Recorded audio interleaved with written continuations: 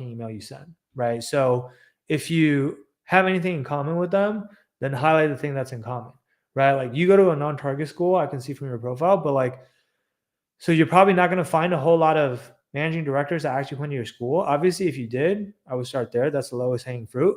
But like if you don't have anyone from your school because you're a non-target student, you can also like zoom out one level higher and just try to find MDs that maybe didn't go to your school in particular, but they went to another non-target school, right? And then in that case, the commonality that you have with them is not that, oh yeah, we both went to this school specifically, but it could just be like, hey, I'm a student who's, trying to break into investment banking from a non-target school. I saw that you yourself were also able to do that way back in the days, and you've obviously had a very long and successful career in banking after that. And so I was just wondering if you'd be willing to hop on a quick call and give me some advice on how you were able to do that. Like if you give them a very specific reason for why you're reaching out to them as opposed to someone else, and it's because they've done this thing that you've also tried to do in the past, then you're probably going to get a high response rate, right? And then aside from that, it's just like, look, again, going back to what I said earlier, like not everyone's going to respond. So some of it is just a numbers game. You have to expect it. You have to email enough people. Like, I don't know how many managing directors you reached out to, but sometimes people are like, oh yeah, I reached out to 5 managing directors and I haven't gotten any responses. It's like, well, your sample size is super small. And so like, that's not really meaningful, right? So make sure that you're hitting enough volume, make sure that you're highlighting any commonalities you have, but also like get more creative about how you define commonality. It's not just about like, oh, this person went to the exact same school as me. And then last but not least, make sure you follow up multiple times, because a lot of times you're going to have to follow up multiple times if you want to actually get a response. Okay. Okay. So let's see what else here. Oops. Okay. So, it looks like we are on LinkedIn, on YouTube. So that's great. Next question on LinkedIn, Manish asks, let's see here.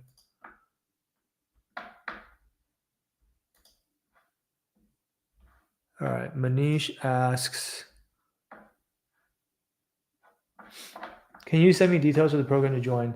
Yeah, Manish. Again, there's a link that you see on the screen since you're on LinkedIn, which is the Black Friday special link. I will go to that URL, and then there's a place where you can actually book a call with us. Okay, so I would do that, and we'll be able to help you out from there. All right. Let me see what else.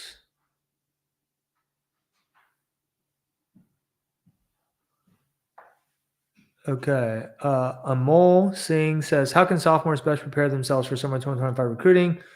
What are best practices that you recommend? So this is a pretty broad question, Amol, or Anmol. Sorry if I'm butchering your name. But in terms of summer 2025 recruiting, there are a few things that are important. One is you have to make sure that one, you familiarize yourself with the timeline. So you have to stay on top of like when all the applications open, when they're due. All the firms are kind of staggered and they all kind of open at different times. And generally speaking, I would say like elite boutiques tend to recruit the earliest, and they're usually done as a category by the end of your sophomore year. So you basically have like the entire second semester of sophomore year to recruit if you're targeting elite boutiques. And so that's like obviously not a lot of time, right? Bulge bracket banks will also recruit during that second semester of sophomore year, but some of them will recruit for a bit longer into the summer after sophomore year. So you have like a bit of a longer window. It starts just as early, but you have a bit of a longer window if you're targeting bulge bracket banks. If you wait until past the summer of sophomore year and then you're going into your first semester of junior year, usually by then, all the elite boutiques and all the bulge bracket banks are done. And at that point, like there's only like some of the middle market banks left. Some of the middle market banks will also be recruiting when the elite boutiques and bulge bracket banks are recruiting. So not all of them will continue recruiting the junior year. But generally speaking, there's more middle market firms. And so there's a longer tail and they recruit a bit longer. And so by junior year, you're looking at middle market banks for best case scenario.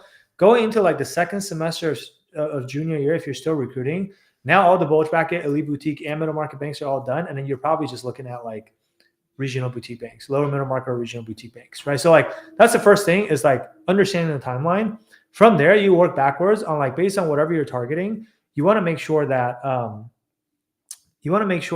you check off all the boxes that you need to check in terms of like what are the things I need to do to be a competitive candidate. So I would say there are like 4 major categories of things that you need to really make sure you put in the work on. The first one is like make sure that your resume has enough relevant experience on it. So primarily this is like relevant internships, ideally something like transaction related, like investment banking, private equity, corporate development, even a search fund. Those can all be very relevant experiences. Or if not, then like something that requires you to like do some valuation work. So that could be like valuation firm, equity research.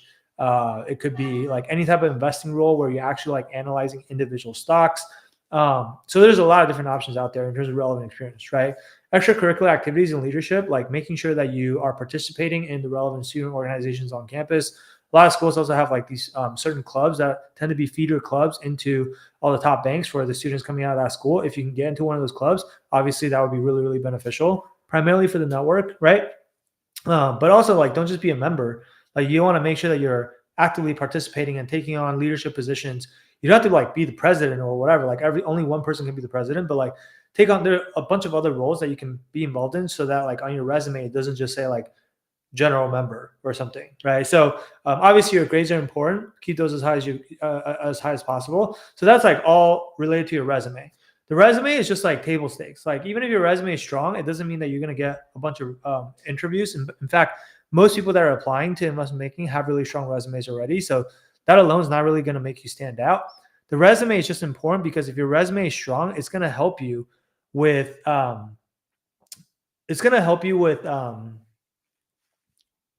networking.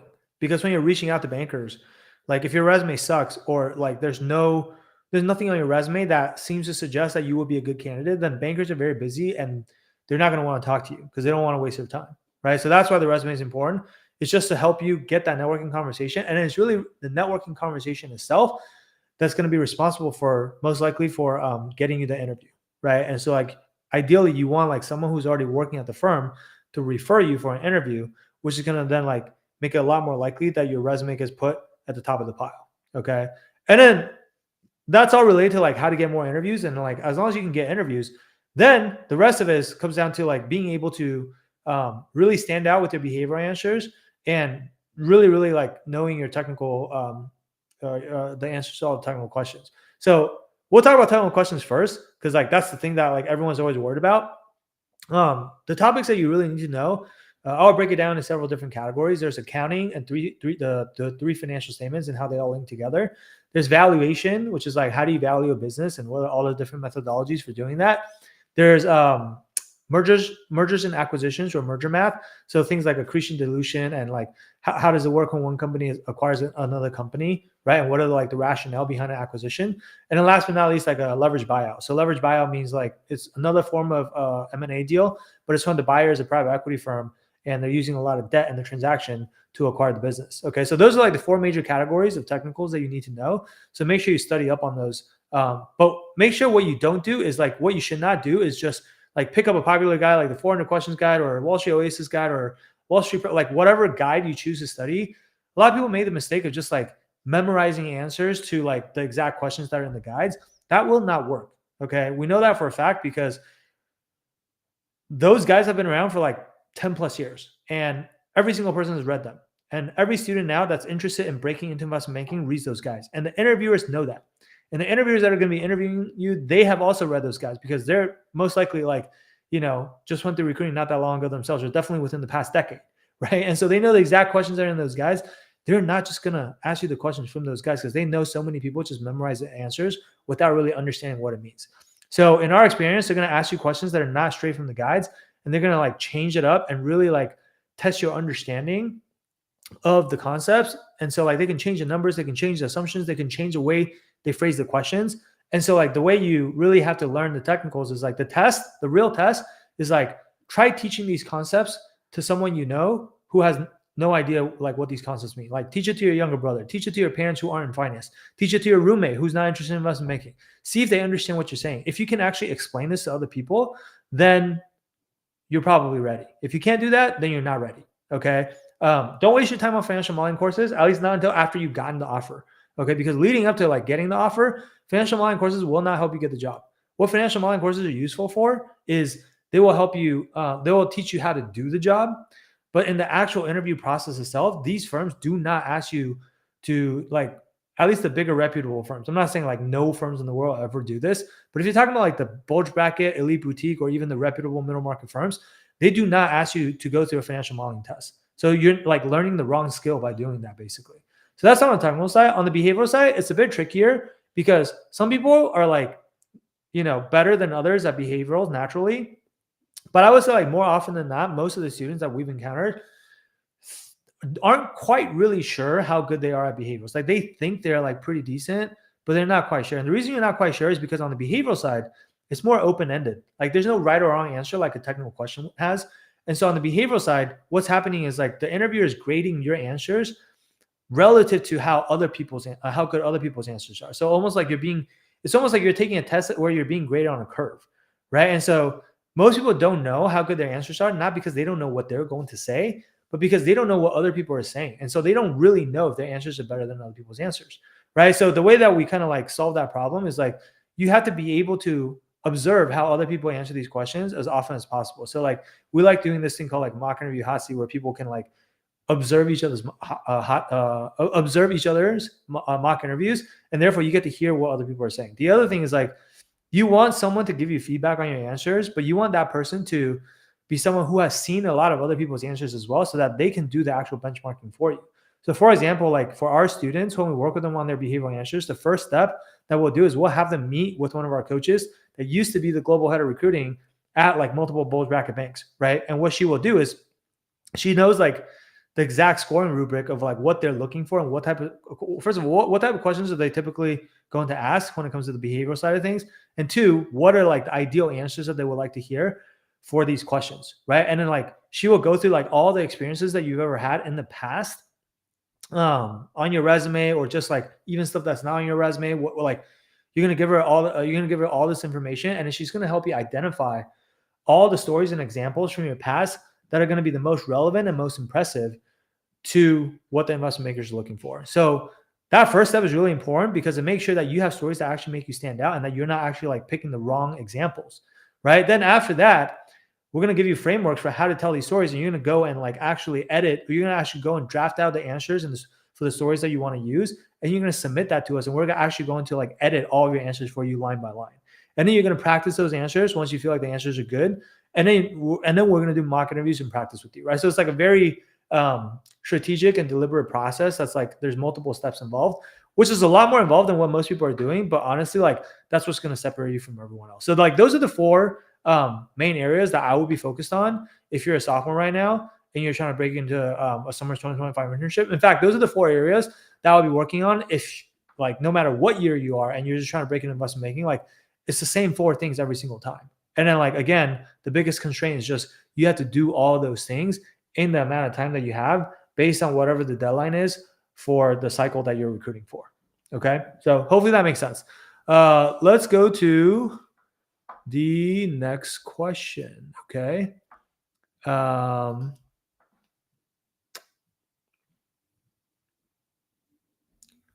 me see what the next question is.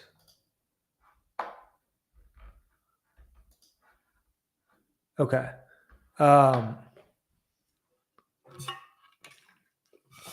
Miracle asks, I'm a graduate student. Is it still possible to get in for a summer 2024 internship since it's the only time I have to intern before graduation?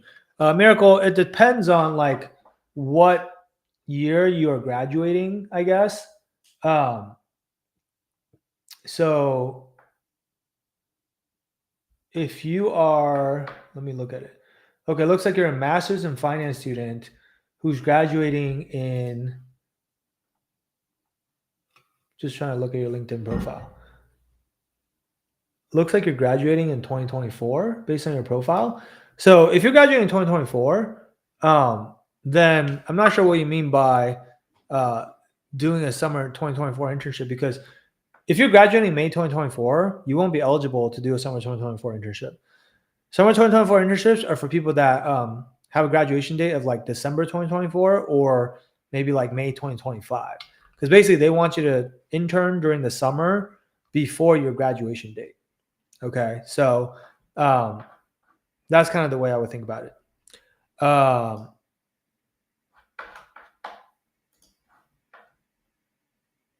Okay, Logan says you're a class of 2026. So Logan, like in terms of 2026, I think I answered the same question for Matthew Barney earlier, but yeah, I would start networking ASAP because again, summer 2025 internships are right around the corner. So there really isn't any time to wait. Okay. Manish asks, can I join as a high school student?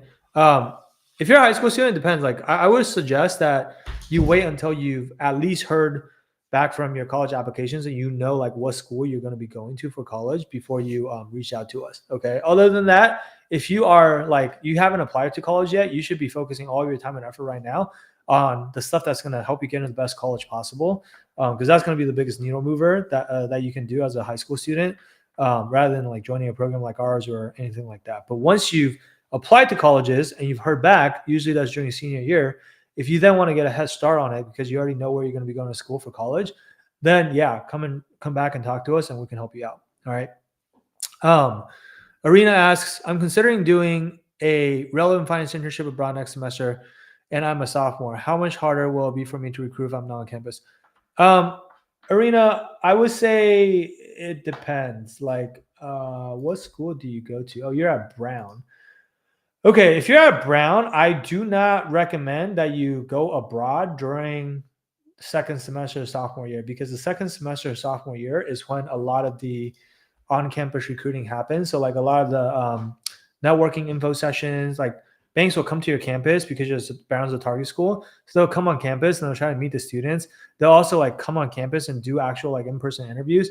And like if you're not there in person, then logistically it's going to be very challenging for that, right? So I'm not saying don't study abroad ever, but if you really, really want to study abroad, but you also know you want to recruit for investment banking, I would suggest that you push off the study abroad until like maybe second semester junior year. Hopefully by then you're for sure done.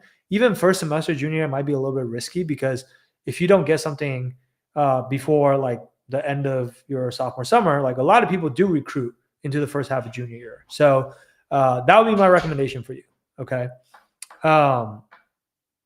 Manish says, may we schedule a call based on our availability? Yeah, Manish, again, if you've already heard back from your colleges, then go to the Black Friday link that's on the screen that you see on LinkedIn in the live stream right now.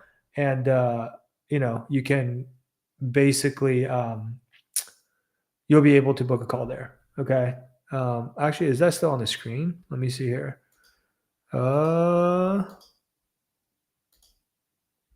Okay. Let's keep going. What is the next question? Manish says, I am going to UPenn. Okay, yeah, if you're going to UPenn, you already know that. Then, yeah, you can absolutely book a call with us. We work with a ton of UPenn students and Wharton students, so we'll definitely be able to help you out. Congrats, by the way. That's a great school. One of the best schools you could possibly go to if you are trying to break into investment banking. So happy for you, man. How do you best turn reach outs into referrals? This is from Suyash. How do you best turn reach outs into referrals rather than just decent connections? I've had friends try to be extremely forward and showcase that they really care about being at a specific company, versus some recommendations that I should try to stay off as much business as possible and just try to make a connection on personalities, hobbies, etc.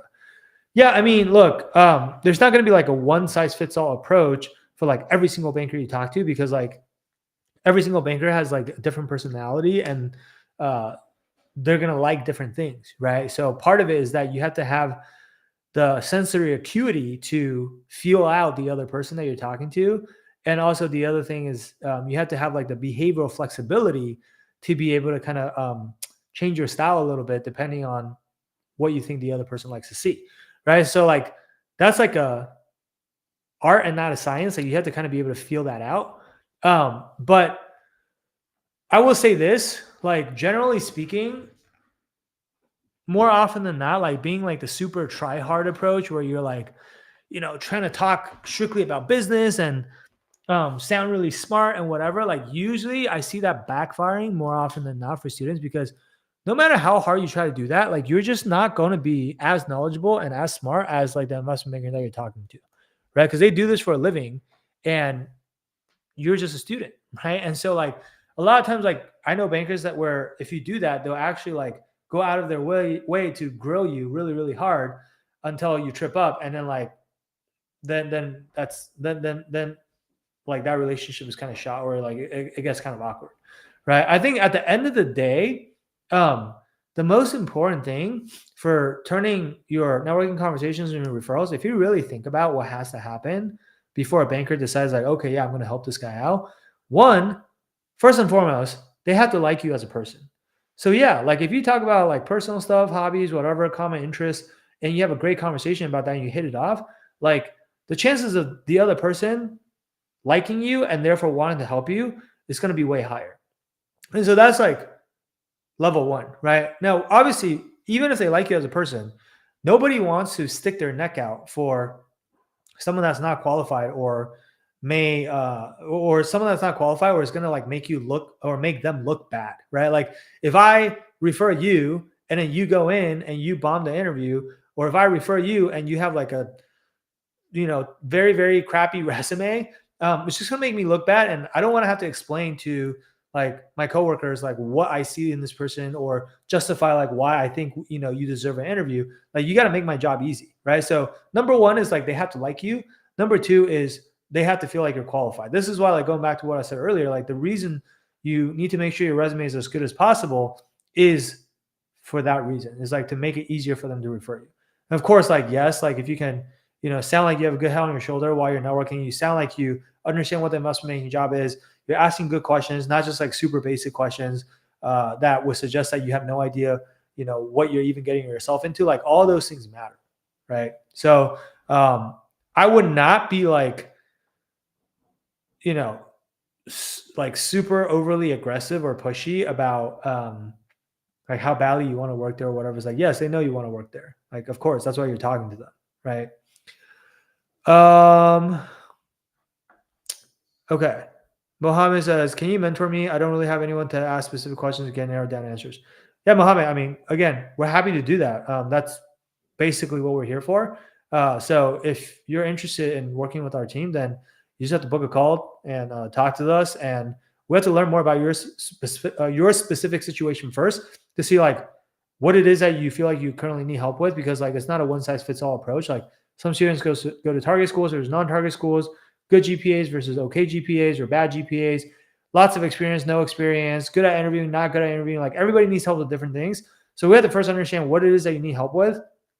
And then we'll decide like how much time you have left. And then like, can we come up with a viable game plan for like doing all the things that you still need to do? And if we feel like we can and we can help you achieve your goals, then yeah, then we can talk about working together. Like if we don't feel like we can actually help you, we'll probably turn you down. And, just because we can only help a limited number of people and we don't actually work with every single person that talks to us. All right.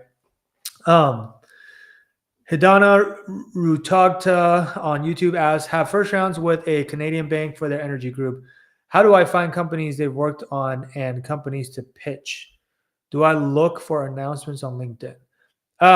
In terms of companies they've worked on, like you're not going to know what companies they've worked on, but you can probably guess, right? Like if it's a Canadian bank for their energy group, they probably have pitched most of the energy companies in Canada. Like that's a pretty safe guess, especially if it's a public company. So that's one. Two, you can talk to the people in the group through networking and ask them for that information. Sometimes they'll talk to you about, kind of like what types of companies or at least what sectors they cover. Like in energy, there's, also upstream and midstream and downstream, and sometimes different groups cover different things. But like the only thing that you're really going to be able to find information on is like if it's a public deal that has actually been announced. So usually like if a deal gets all the way through across the finish line, there'll be like a press release that announces it. And there'll be like information that's published about it, or like a lot of these banks or a lot of these companies that do deals, they also have like they have an investor relations team that will then like, host a conference call or do a presentation on the deal that they just did. And so like, if you have access to like something like Cap IQ or even FactSet, a lot of times like a lot of schools have subscriptions to these things because they're pretty expensive. So you're probably not going to pay for it yourself, but you can go to the school library or like if you have a business school, even if you don't have a business school, just a regular school library. A lot of schools have these. And you can just like go on the terminal and like use Cap IQ or something like that, or even Bloomberg to run screens on deals that specific banks have done. So that's another way to go about it. Okay. Otherwise, there's also a website that's like cheaper. If you don't have access to that, there's a website called merger.com. I think it's like MERGR. So it's missing MERGR.com. And I think like you can pay, I don't know, 60, 70 bucks or something.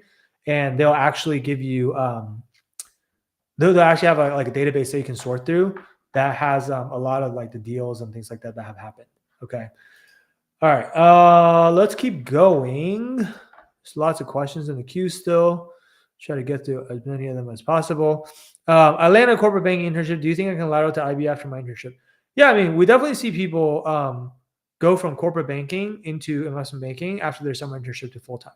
Not saying like it's the easiest thing to do. Like obviously, if you do a summer internship in investment banking, it's a bit better, right? But like corporate banking can also be very relevant.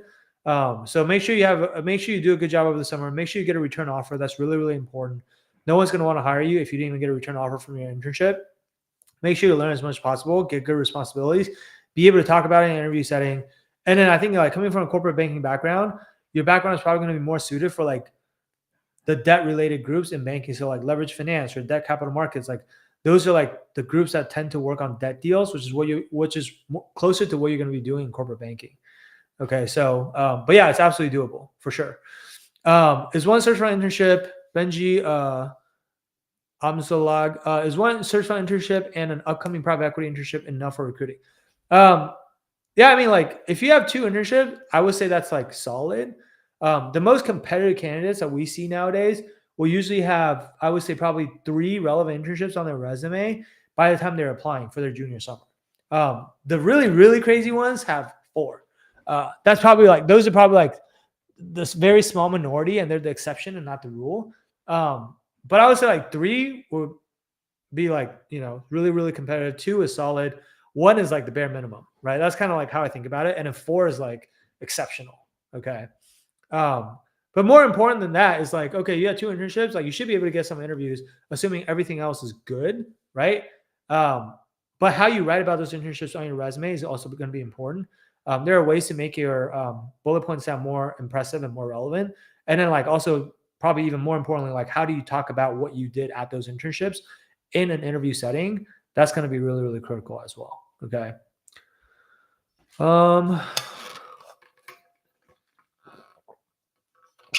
Manish asks, as a high school student that wants to do IB, what should they do? Yeah, I mean, the first thing is, like I said earlier, make sure you get in the best school possible. Sounds like in your case, you already got into UPenn, which is really, really good. So you've already done the most important thing you could do.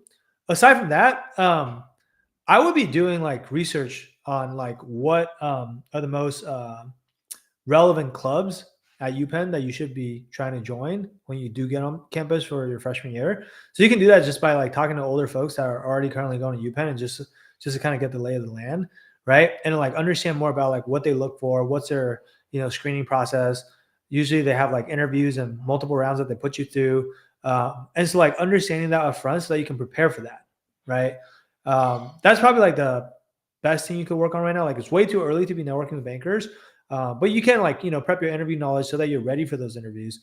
And then also, I think it's hard to get internships as a high schooler, but I have seen people do it. So like if you can't line up an internship that you can do between like the end of your high school and before starting college, like that summer in between, it's not going to be like something super substantial, but it doesn't need to be because most high schoolers don't even have any internships. So it's just the fact that you even have one in the first place is going to put you ahead of everyone else.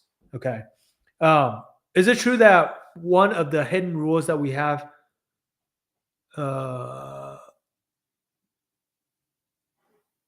okay, I'm assuming this is a troll question, John S., but is it true that one of the hidden rules that we have to have sex with female boss upon demand in order to keep your entry-level investment banking job or vice versa? Yeah, I mean, obviously that's not true. I assume you're trolling, but in case you're not, just so you don't do anything stupid, I'm gonna answer your question and say no, that's not a rule. Okay. All right, Anthony, I land in corporate banking. Yeah, I think I answered that question already. What about lateraling from a commercial banking internship to IB for summer 2025?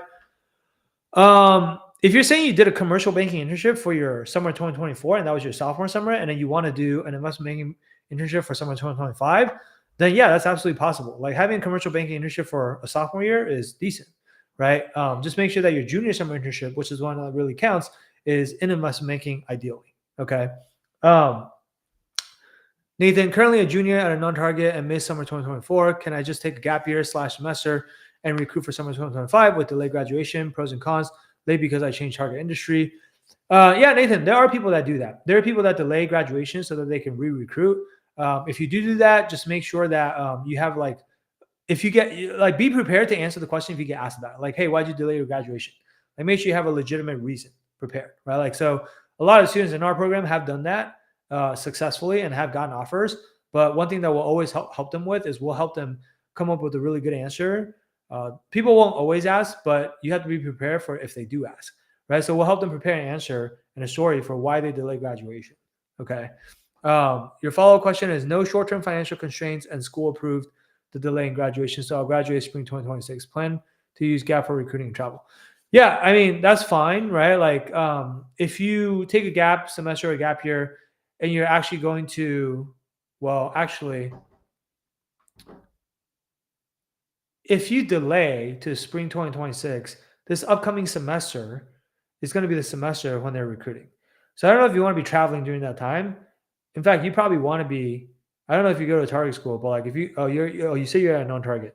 Okay, if you go to non-target, it's not as bad, but like you probably still want to be just like fully locked in on recruiting, right? And also like I don't know like what your resume looks like, but a lot of times like if people take a gap semester, they'll actually go and like find a relevant internship to do so that that can be like a valid cover or excuse for why they decided to take a gap semester. Because like a lot of schools, not yours probably, but a lot of schools do have these like co-op programs where they require people to take time off school for like a semester or even 2 semesters and actually go get real world experience. And so like this could just be something similar to that, right? Travel after offer secure, hopefully since fall will be empty. Yeah, okay, gotcha. Yeah, if you're doing that, then that's fine. Okay, obviously there's a chance if you don't get secure an offer in the spring or in your sophomore summer and you're still recruiting into the fall, then you might not be able to travel even in the fall. But hopefully that's not the case, right?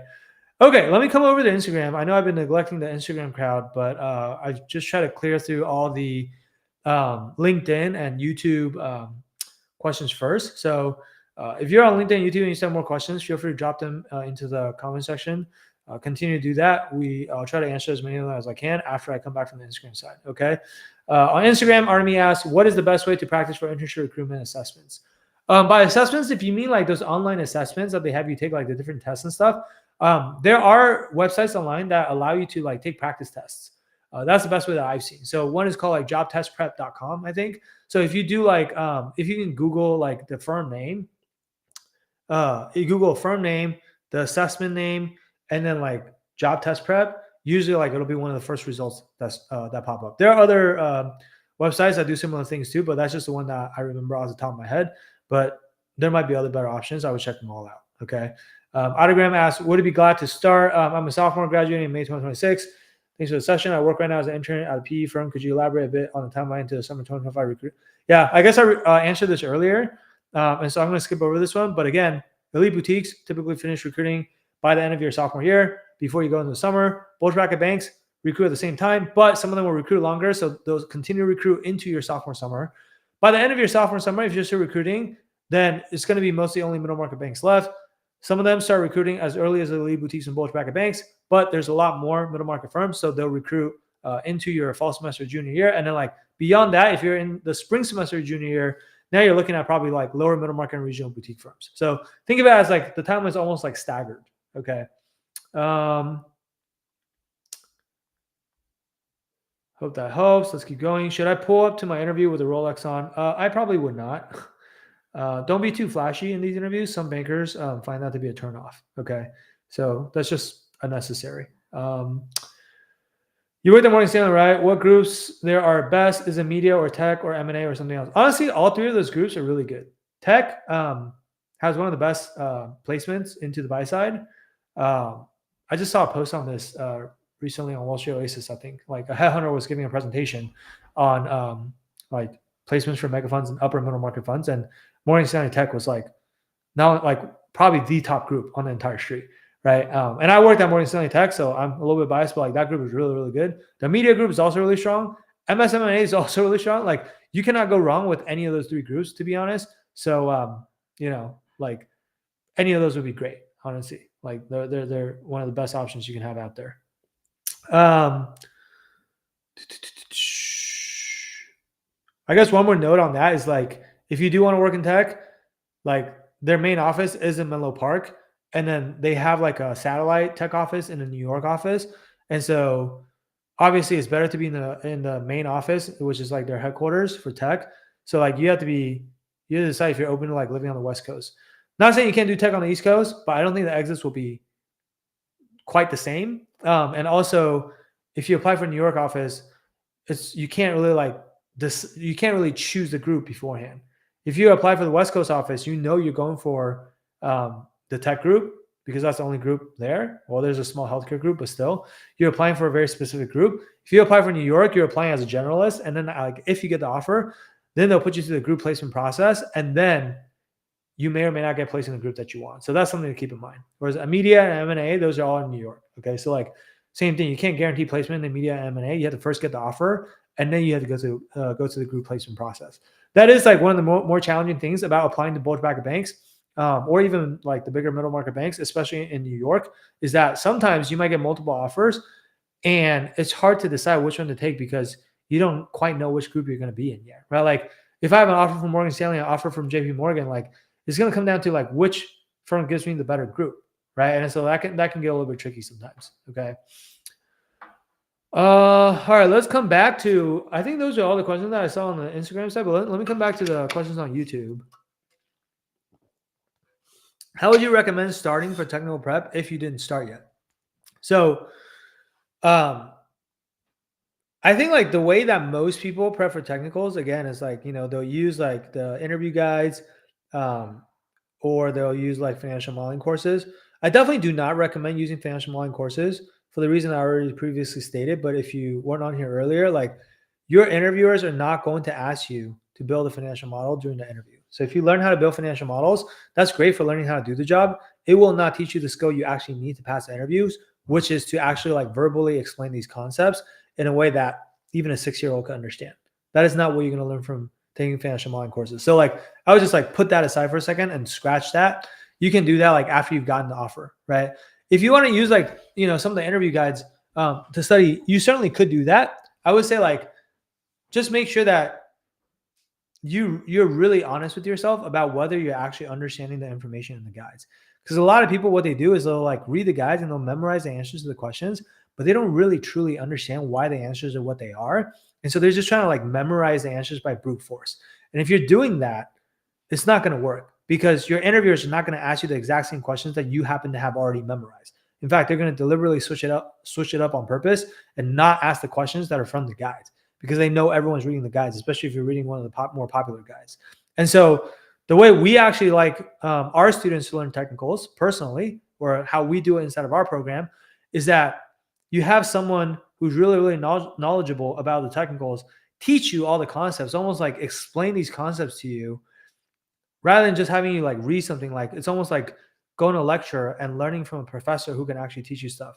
And of course, you're going to have questions along the way. If you have questions, then giving you like an avenue to ask those questions in real time so that like we can explain stuff on the spot. And then also like, once we've done that, then you can, if you want to go back to the guides, like we like using the interview guides more as like a question bank to practice with. Like we're not trying to memorize the answers from the guides, but like if you have the 400 questions, guys, that's 400 questions that you can test yourself on to see like, did I really understand the stuff that I just tried to learn? And if you find that you can actually answer all the questions in the guides after you've gone through and learned all the concepts, then you're probably ready, right? But if you can't answer a lot of those questions, then that helps you identify the gaps that you still have in your knowledge and the stuff that you still need to go through and like review or study again or whatever to like fill those gaps, right? So that's how we like to use the guides. But again, the ultimate test is just like, ask yourself, like, let's say you do read the guides. Okay. Like if you want to study that way, that's fine too. I'm not saying you can't do that. Some people do that. It takes a lot longer and it's harder, but like once you've read the guides, can you then turn around and explain these concepts to someone you know who has no idea what these technical concepts are? Like, can you teach it to someone who's brand new to finance? Could be your parents, could be your friends, could be your siblings, whatever. If you can't do that, you're not ready. If you can't do that, you haven't truly internalized this knowledge and you can't actually teach it to someone else, right? Once you can actually teach it to someone else, that's when you know, okay, I now know this subject matter inside out, right? And so that's a real test, okay? Hopefully that makes sense. Nathan asks, how valuable are consecutive search funds / lower middle market PE internships? I completed one over the summer, could do one now part-time, but work / responsibilities, should I? Look, I think that doing multiple search funds is probably a little bit redundant because most of the task for most search funds is pretty similar. And so you're probably not like learning anything new. And it's not also giving you anything that you can talk about interviews that you couldn't already talk about before, right? When you say lower middle market PE, I mean, like that's typically I consider that to be a step up from like just a search fund because they have a bigger fund, they're investing in more businesses. Whereas like a search fund is like only looking for one company to invest in. PE firms typically are investing in a portfolio company, so they're looking at like multiple deals, right? So that can be additive or incremental, but again, it's not so much about like, is it a search fund or is it a lower middle market PE firm? It's like, what are the responsibilities that you had at these internships so far? And if you take another internship, is it going to be an internship that gives you like new and like progressively more advanced responsibilities? Because maybe at the search fund, all you did was like help them source a bunch of, small mom and pop businesses and like do a bunch of cold outreach to these mom and pop businesses and like ask them if they'd be interested in talking to, the partner of your search fund, right? Like that's fine. Like you can spin that into relevant experience, but like maybe you didn't do a lot of analysis. Maybe you didn't actually like get to the part of the deal where you're actually doing due diligence on the company that they're trying to, on the business that they're trying to acquire, right? So maybe like for the next internship you do, you are actually getting to participate in the due diligence process, or maybe you are actually getting to like, touch the financial model a little bit, or maybe you actually like got to put together like a sim or like a presentation. Like, are you doing new things? Like that would be like the thing that I would want to know. And then like the other thing in terms of like how much more valuable is it on your resume? Like going back to what I said earlier, it also comes down to like how many relevant internships do you already have on your resume, right? Like the more internships you already have on your resume, every subsequent incremental internship that you do is the marginal incremental benefit that you get is going to decrease, right? Like if you have no internships, going from 0 to 1 is huge. Like that's like because the bare minimum you need is like 1. If you don't even have 1, like no one's even going to talk to you, right? Going from 1 to 2 is still pretty good, but not as big of an impact as going from 0 to 1, right? Going from 2 to 3, not as big of an impact as going from 1 to 2, right? Going from 3 to 4, like again, like I said, like if you get to 3 relevant internships, like you're like pretty freaking competitive. Like there's only so much space on your resume. And then like, if you also need space for your extracurricular and your leadership activities, like you probably don't have a whole lot of space for more than 3 internships. 4 is probably like the most like the highest number that I've seen in terms of like relevant internships that people have been able to do. And if you want to do that, like you're going to be an outlier and an exception. And not saying there's no value in that, but it also depends on like you said, you have other work and responsibilities. Like there's a lot of stuff that you have to do as someone who's trying to recruit for investment making, right? You have to keep your grades up. You have to do internships. You have to take on leadership activities in school for your clubs. You have to like network with a bunch of bankers, like hundreds, if not thousands of bankers. Like some of our students literally reach out to thousands of bankers, right? And these are the people you're competing against, right? You have to like prep for your interviews. You have to know all your stories. You have to learn all the technicals. Like there's 6 or 7 things I just listed on your plate. And like if you're like a 9 out of 10 on the resume side already, but you're only like a 2 out of 10 on networking, or you're a 3 out of 10 on your behaviorals, like you're going to get, your time is going to be better spent working on like your networking or working on your behavioral answers than to like go from a 9 to a 10 out of 10 on your resume, right? Like you're only going to go as far as your weakest link allows you to go. That's how I want you guys to think about it, right? So like first is like having the self-awareness of like being able to identify what are my biggest gaps right now? Where am I falling short the most? And then like allocating more of your time and more of your resources to that area. Okay. And like, if you're not sure, like what you need to work on the most, you can also hop on a call with our team, and like we do free consultations where we'll just like ask you questions and talk about like what you've been doing and like what your current status is and what your situation is. And a lot of times, because we've done so many of these calls, just by having someone ask you the right questions, we will help you shine light on like, oh yeah, these are the areas that I actually need to work on the most, right? And that can be like, regardless of whether you actually work with us or not, that could be very insightful and very valuable in and of itself, right? Because that'll give you like direction and I'll help you allocate your time better, okay? So hopefully that makes sense. Because look, guys, at the end of the day, like recruiting, if you think about it as a game, like the name of the game is kind of time allocation. It's like everybody's super busy doing recruiting. There's like the 6 or 7 things that you need to do that I just talked about. Most people don't fail because they like couldn't do any one of those things in particular. Most people fail because they have to do all of those things combined and they didn't have time to do all of them well at the same time because either they started too late or they had to do too much trial and error. They were like, trying to figure stuff out and they just couldn't figure it out in time. And so like, if you can allocate your time to the right things and if you can do things efficiently, then a lot of times like, you're going to be way ahead of your competition already, right? And that's like why a program like ours exists, because we've helped hundreds of students before you get into pretty much every single top bank out there already, every single bulge bracket, every single elite boutique bank, even like most of the reputable middle market banks that we place people in there. And so like we've seen how other people have done that. And then we can take all the best practices that other people have used already and then just like give them to you so that there's no time spent on experimentation, no time spent on like trial and error, no time spent on like just guesswork. And you just like have this playbook where you follow everything step by step. And all you have to do is go out and execute. You still have to work hard. Don't get me wrong. I'm not saying like it's going to be super easy walking in the park or whatever. It's never going to be that, right? We can't make the process easy for you, but what we do try to do is make the process simple for you, right? And then like having people like, our coaches who used to be the global head of recruiting at Goldman Sachs, at Credit Suisse, at Lehman Brothers, at all these top banks, having those people in your corner that you can ask questions to when you have questions, and even like giving you insider knowledge that you wouldn't be able to get anywhere else, like online or on Google or on Wall Street Oasis or whatever. Like this is not publicly available information. Like that's what's going to give you a leg up. And that's like you combine that with your work ethic. If you show up and play full out, there's zero reason whatsoever that you should not be able to break into investment banking, right? And so anyway, that's kind of like how our program works. Like if you guys are interested in that, like go ahead and book a call with our team. You can go to www.wallstreetmastermind.com/apply. The street is abbreviated to ST, so it's wallstmastermind.com/apply. And we do have a Black Friday sale going on right now. Like I said, it's the biggest discount you're ever going to get if you ever really want to work with us. Like you're not going to get a better deal than this. And again, for the month of November only, which is when we're doing this deal, for the first 20 people, we are offering a bonus, which is a sick bonus, by the way. Haven't seen anyone else do this.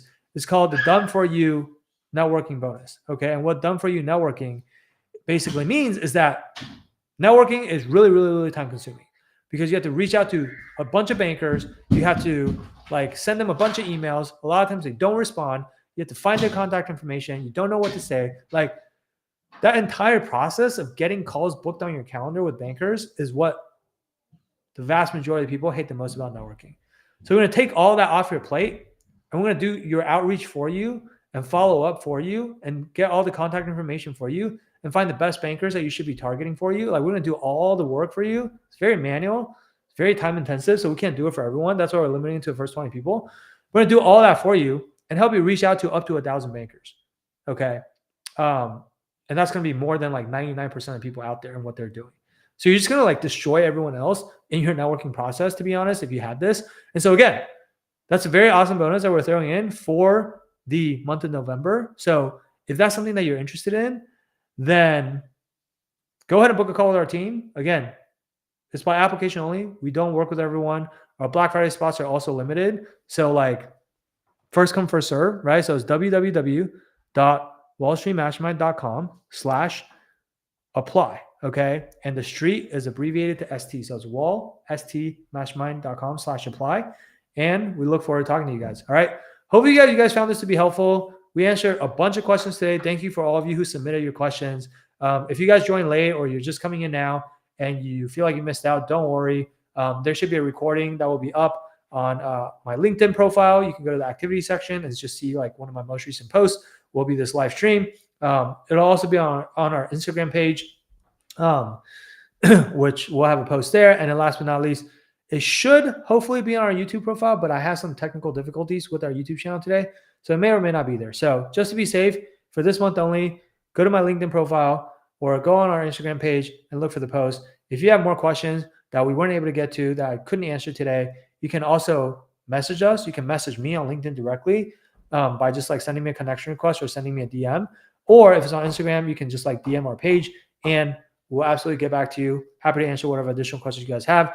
For those of you that are recruiting for summer 2025, do wish you guys the best of luck. It's right around the corner.